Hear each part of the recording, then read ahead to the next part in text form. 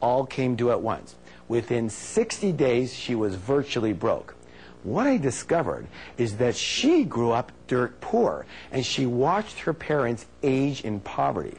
And with a few more questions, I realized that her husband's money blueprint was set for decent success. But her money blueprint was set for dead broke, which is exactly what was happening. Thank goodness we were able to reset her blueprint and move her into a brand new direction. The good news is you can actually change your money blueprint. By the way, you've already started by acknowledging you have a money blueprint and by making the declarations you're learning today. Just so you know, money isn't the only blueprint that you've got. You've also got a relationship blueprint, a health blueprint, and even a happiness blueprint already ingrained in your subconscious mind. So, let's talk about how your blueprint is formed. The blueprint is formed primarily based on the programming you received in the past, especially as a young child. Help me out here. Who are some of the primary sources of this information? Parents, good. Who else? Authority figures, siblings. Who else? Yes, teachers, religious leaders, media, culture, friends. Thank you. Take culture. Isn't it true that certain cultures have a certain way of thinking and dealing with money? Yes? Yes. And that other cultures have a completely different way of thinking and dealing with money? Yes? Yes. And let me ask you a question. Does a child come out of the womb doing money that way, or were they taught how to do money? Thank you. The fact is we were all taught how to do money. And the issue is that most of us were taught by people who either didn't have a lot of money or they had a lot of emotional issues around it. And their ways of thinking became our ways of thinking. All right, let's talk about how we're conditioned. 3 primary methods of conditioning. There's verbal programming, there's modeling, and there's specific incidents. Verbal programming. That's all about what did you hear when you were young? What messages did you get? Modeling. That's all about what did you see when you were young? And specific incidents. What did you experience when you were young around money, success, wealth, and rich people? Let's start with verbal programming. What were the phrases or messages that you heard about money and success and rich people when you were growing up? Raise your hand and let me know if you heard this one. Money is the root of all evil. Excellent. We got one there. Rich people are greedy. You have to work hard to make money. That's a really popular one. You can't be rich and spiritual. Excellent. Money doesn't buy happiness. Money doesn't bring love. How about this one? Money doesn't grow on trees. And I suppose nobody but me ever heard this one. We can't afford it. Excellent. Want to hear my father's favorite? Anytime I asked him for anything, he'd snarl at me, go, hey, what am I, making money? I used to joke around with him. I say, I wish. I'll take an arm, a leg. I'll take a baby finger, Dad. He never laughed once. Anyway, in addition to the generic messages that we heard, we also heard about stereotype messages. For example, if you're a man, maybe the message that you somehow got was that your job in life is to be a provider. And if you're not financially successful, you're not a real man. Now, whether you became financially successful or not, how has it felt to have that pressure on you? What have you missed out of in your life? Your family, your fun, your inner peace, because of the stress of what you were conditioned to believe about putting bread on the table. And yet, this is simply a blueprint you've been running.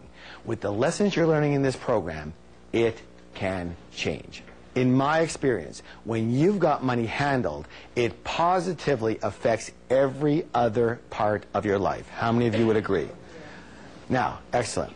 So maybe the message you got was, you don't need a lot of money because when you retire, the government is going to take care of you.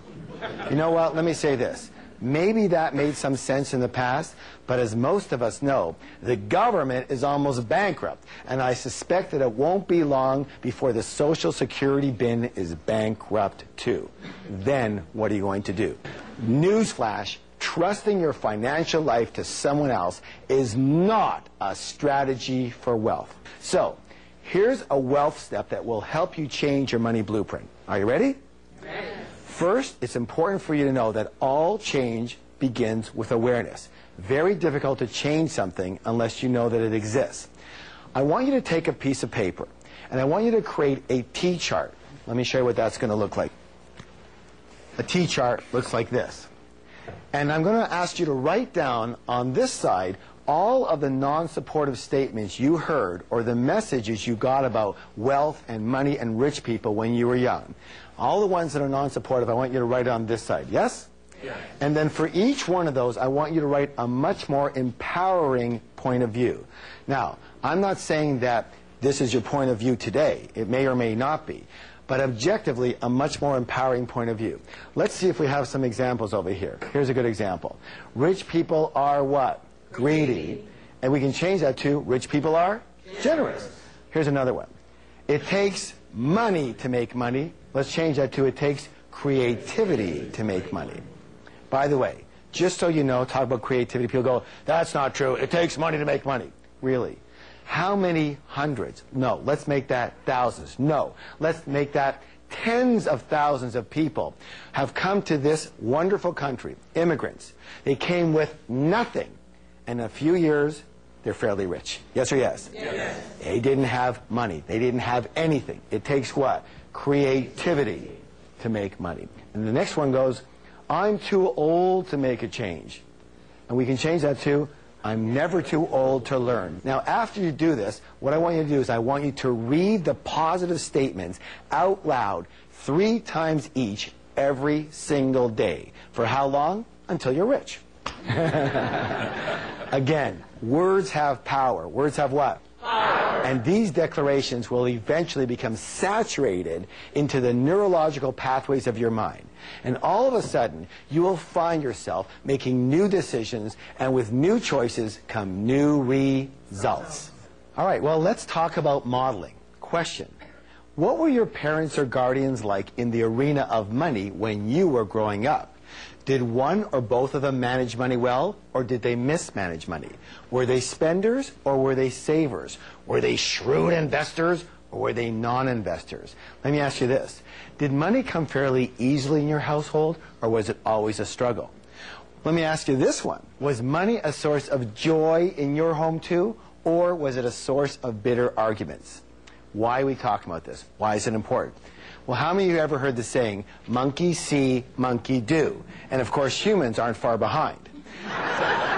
So generally, we will tend to be exactly like one or a combination of both of our parents in the arena of money, unless we go exactly the opposite. Now, why would someone go the opposite?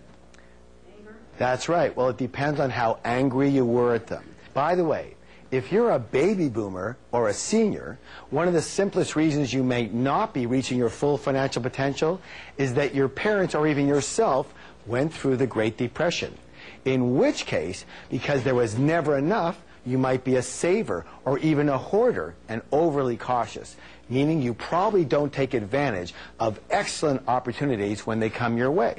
Or you could have gone the opposite route and became a spender. Why? Because maybe the attitude was, hey, it's going to go anyways, we might as well blow it and have a good time. Of course, neither of these money blueprints work. And this modeling could actually be the main reason you've never reached your full financial potential. Next, let's talk about specific incidents and how a single experience can determine your entire financial life. This next story comes from another seminar attendee. She told me the story that when she was 8 years old, she would hear the clanging of the ice cream truck coming down to the street.